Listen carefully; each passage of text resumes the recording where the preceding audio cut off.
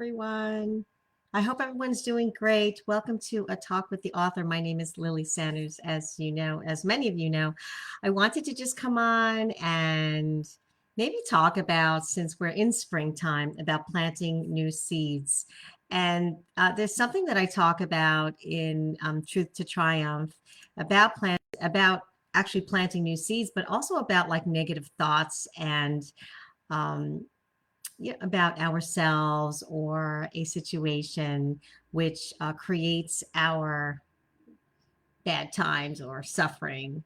Uh, but let me just talk about negative versus positive for a moment, because it is something that I don't really discuss in Truth to Triumph. So I'd like this to have more impact on you right here on this Facebook Live. It's not that negative is bad, because truly the scientific description of energy must make up both positive and negative, right?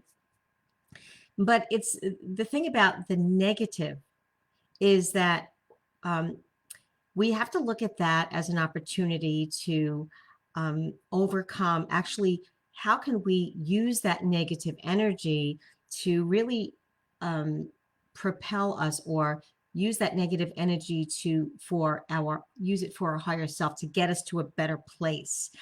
Because we're always going to have that negative and positive in everything, right? And but in some situations, it's the negative outweighs the positive and the positive outweighs the negative. And so how do we really use those different waves of energy, so to speak, positive and negative, for a harmonious outcome in our life, so that we can kind of do this, right? And so, like, all of the negative things that we are told, uh, and all of the negative things that we are told by others, they get stored in our mental warehouse. I talk about the mental warehouse a lot in Truth to Triumph.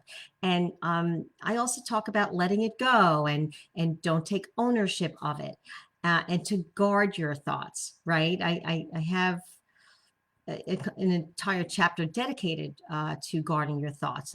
But for this talk right here, I want to talk about planting these new seeds of positivity, knowing that negative and positive is going to be uh, around us all the time.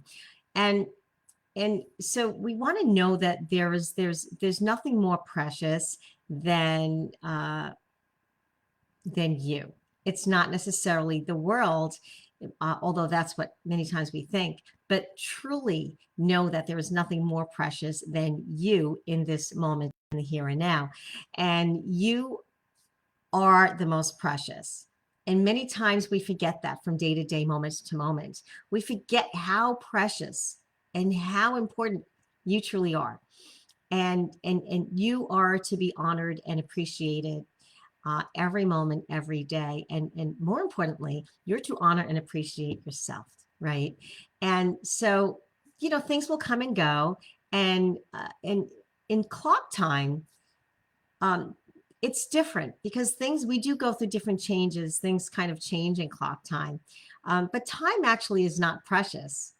You are. Again, you are precious. And you want to use that clock time to set your goals and plan things, of course, but know that you need not fully prepare. I said this in another talk earlier today, for life, because life can only really be in the present moment, right? That's what's true and absolute.